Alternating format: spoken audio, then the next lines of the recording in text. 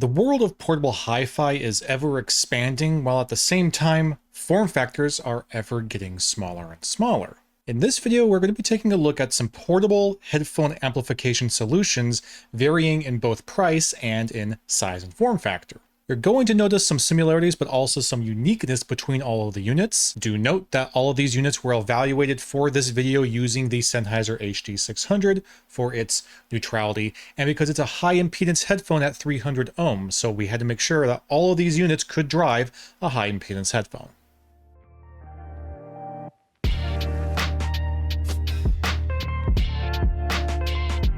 If we're going to be talking about portable headphone amplification, then we can't have a discussion about it without also discussing the Hifi Hip Dac. The Hip Dac 3 here comes in at a cool $200. We have already done a full review on the Hip Dac 3 here, which you can find up in the top corner up here or a link in the description. So if you want to learn more about this unit specifically, go ahead and watch that video, because we're going to just kind of skim over what's great about the Hip Dac, but know that the Hip Dac here is going to be our benchmark going forward. We're going to be comparing other amplification solutions to the wonderful Hip Dac. So the Hip Dac here, to go over really quickly, is quite the powerhouse for being a slim little amplifier. Out of the single ended, it has a power output of 28 milliwatts at 32 ohms. And now the balance output, we have 400 milliwatts at 32 ohms. So plenty of power for just about anything, especially IAMs. And on the conversation of IAMs, what's unique about the Hip Dac is its IE match feature here, which allows for more optimization for high sensitivity headphones like really highly sensitive IAMs. It supports bit rates of 384 kilohertz at 32 bits, up to DSD 256, and also supports MQA if you care about that. Also unique to the Hip Dac is this gain switch right here for high and low gain, as well as the X bass boost button here, or what I like to call the fun button, which is an analog bass boost that does an incredible job of really emphasizing your bass range without it sounding super artificial and muddy. Just a very, very fun little button there. So that's our benchmark here. If you want to learn more about the Hip Dac 3 specifically, I encourage you to go watch the review on it. But we're going to go ahead and move on because we got a lot more to talk about. Coming in at $150 and a bit of a smaller form factor, we have the FiiO BTR7. Looks like just kind of a black box, but sure enough, this is a cool little unit as well. The FiiO BTR7 here was provided to us by Apos Audio, so thank you very much, Apos. We appreciate you. On the BTR7, we have a solid aluminum chassis, aluminum body, with glass on the front and back plate. Also, a little display there, which we'll talk a little bit more about later. The actual aluminum body feels great, feels nice. It's matte, it has this nice matte finish, doesn't really pick up much in terms of fingerprints. The glass, though, on the other hand, does the opposite. If I touch that, boop, we're going to end up with some maybe a little hard to see on the camera there, but believe me, these are fingerprint magnets for sure. I'm not a huge fan of the glass. I wish that the whole thing was just a matte metal. That would look great, and just have the cutout for the display, and that would be fine for me. But that's a little nitpicky, especially when it comes included with a little travel case, a little sleeve. So I actually really like this simple little leatherette sleeve. Just slide it on in there, zoop, and now your glass is protected. Hooray! So yeah, nice to have that included. Unique to the BTR7 is that this does actually have Bluetooth support, Bluetooth up to 5.1.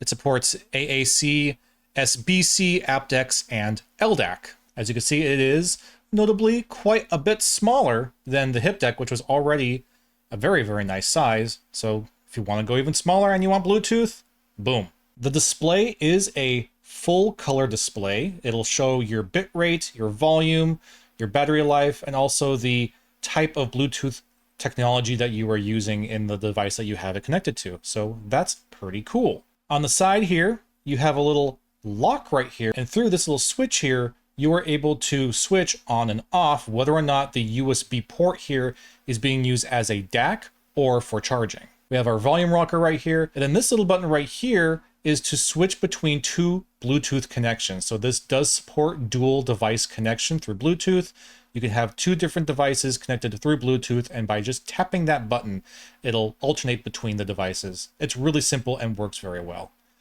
And then, of course, we have our power button to turn it on and off. So some of the notable features about the BTR7 here.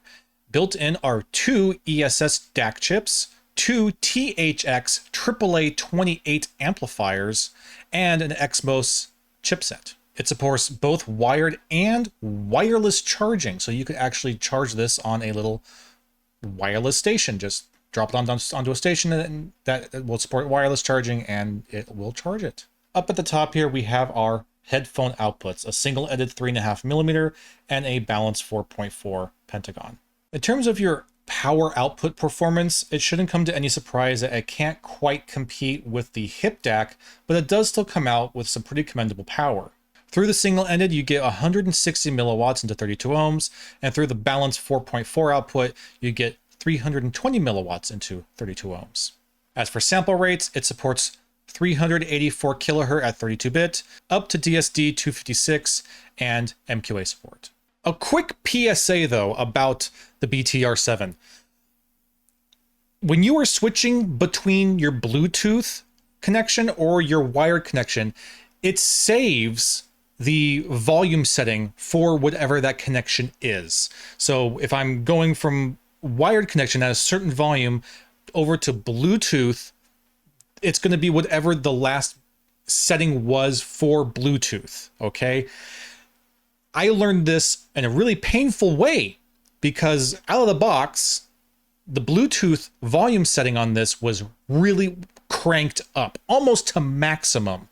So when I was just first playing with this thing, I was listening to it wired. I set my volume and it was sounding great. I switched it over to Bluetooth and completely blew my ears out, not expecting it to be just this huge jump in volume because it was saving it from whenever it was last being connected to a Bluetooth device. So be careful that you know ahead of time what volume you're going to be getting out of this. Don't have your freaking IEMs in like I did and start playing around with the connections unless you know for sure what you're actually doing, because yeah, it was really, really painful. Owie. And that actually is set me back a little while. So be careful with your connections when you're swapping. You just got to be aware of it. It saves your volume setting. Next up, our third option coming in at $80, under $100. Believe it or not, we're going to take the form factor down another notch as we introduce this itty bitty teeny tiny adorable little S8 Pro Robin from Hidizs. The S8 Pro Robin was provided to us by Hidizs, so thank you very much, Hidizs, for providing this for review. Look at this tiny little guy. I love how small this thing is. It's delightful. It really is. I mean, look at this. The BTR7 is, I don't know, maybe half the size of the Hip Dac, and then you have your teeny tiny little Robin, little S8 Pro Robin. Look at that. It's so tiny and cute. Oh, I love it. It's so adorable. But don't let the S8 Pro's little size fool you. There's actually quite a bit of punch under the hood here. Once again, we have an all aluminum CNC machine body with glass on the back plate and the front plate.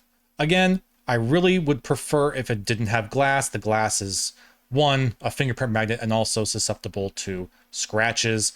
Unlike our BTR7 here, which came with a leatherette case, the Robin doesn't. So you're have to be a lot more cautious about, you know, throwing this in your pocket with your keys, because yeah, you're gonna end up scratching the glass. So not a fan of the glass, but again, a little nitpicky.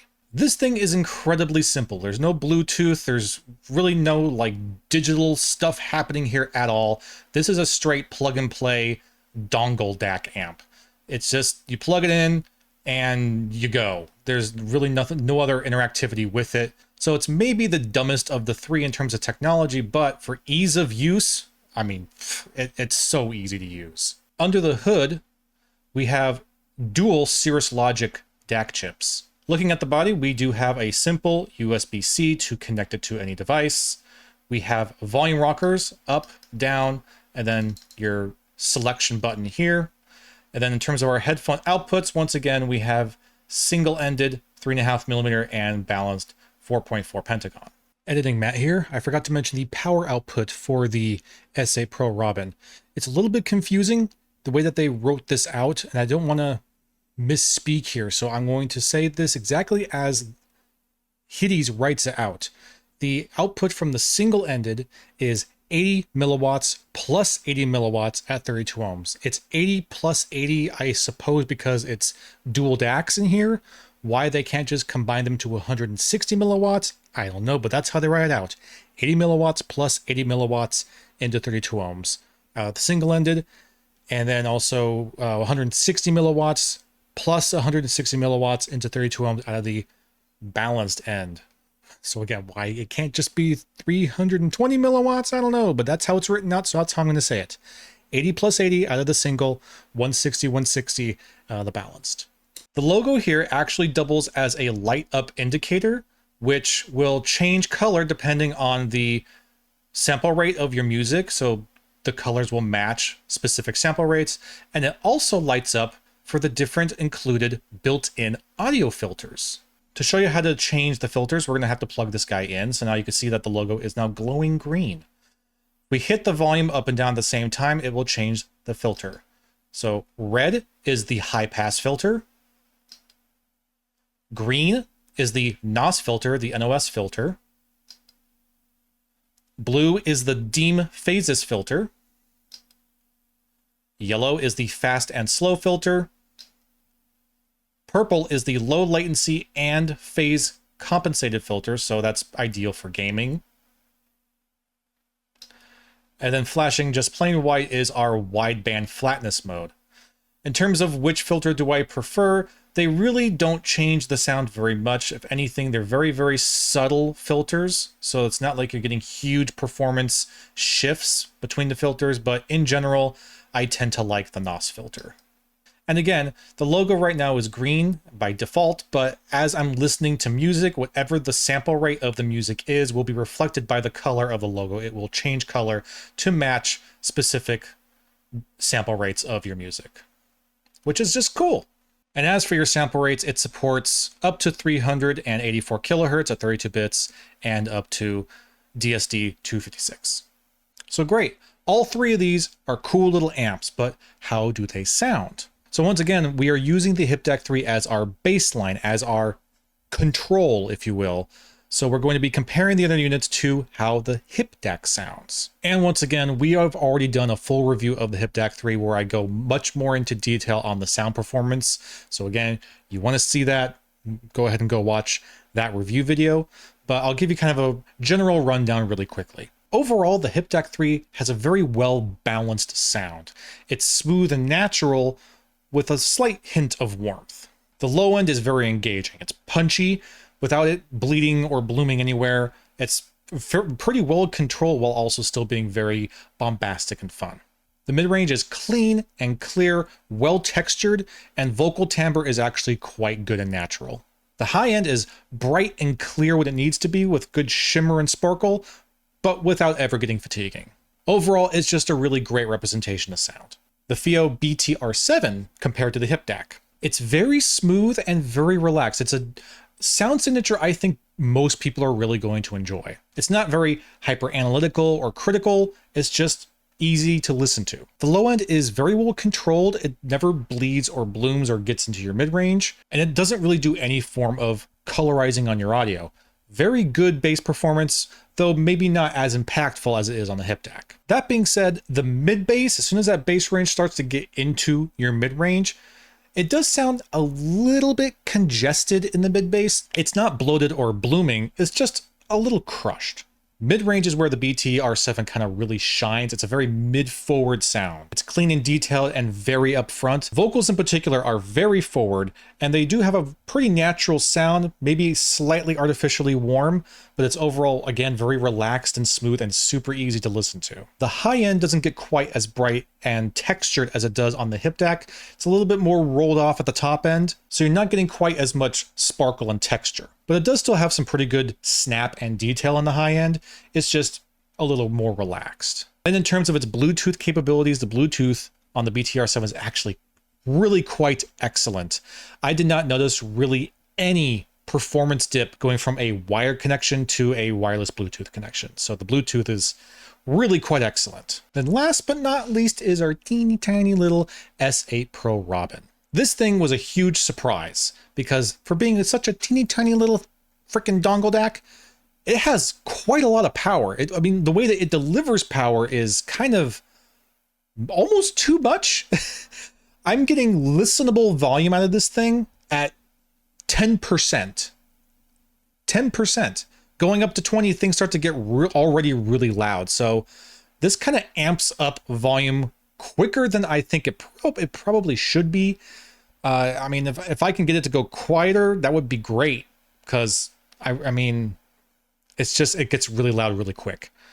But it is still pretty damn impressive how loud it can actually get. In terms of its bass performance, it's actually very similar to the Hip Dac. They have a overall kind of a very similar sound signature, but the bass range on the Robin here, very, very close. It's got some good punch and hit and kick to it without, again, bleeding or blooming too much into your mid-range. And I would say it has more bass presence than the BTR7. It's overall very well balanced with no real emphasis on any part of the range, so everything's just pretty even and balanced. The mid-range is very clean and clear and actually very well separated and defined. I would say better separation and definition than you get out of the BTR7 in that mid-range. However, not nearly as mid-forward as the BTR7. Vocals sound quite natural, very clean and clear, and again, very similar to the Hip Dac. This little thing actually has some pretty decent vocal timbre. Kind of opposite to the BTR7 though, rather than the mid bass being kind of weird sounding, for the Robin here, it's the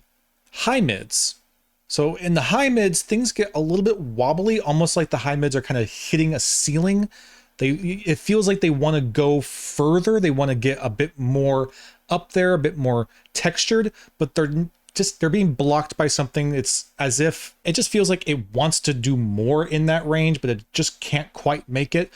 Otherwise though, overall, very, very solid. But getting into the high end is brighter than it is on the BTR7. It's actually, again, a lot closer to the Hip Dac 3, where it's got good clarity, good sparkle and texture without getting too fatiguing. And then the very top end is quite easy to listen to. You're getting those fine details without it being too sharp or sibilant. Overall, just extremely impressive sound performance out of this dinky little dude. All three of these units have their own strengths, and I can honestly say that all three are pretty excellent options for portable headphone amplification. If you need Bluetooth or you want Bluetooth, BTR7 is going to be a great choice. It has a sound signature that, again, I think most people are going to really enjoy. It's relaxed, it's fun, and it has really great mid-range representation. And man, those THX amps are really nice. If you want something really simple with excellent performance all packed into a teeny tiny little package, then the S8 Pro Robin is just excellent. It's a very impressive little unit. It's adorable. It's delightful. I love it. And then if you want all the bells and whistles, a tremendous amount of power, and the, in my opinion, best industrial design of any audio product out there, Hip Dac all the way. The Hip Dac is an absolute no-brainer and is still, to date, my ideal portable amplification solution. Thank you again to Apos Audio and Hidizs for providing these units for this review. We really appreciate you. I hope that you enjoyed this, and I'll be seeing you again very soon.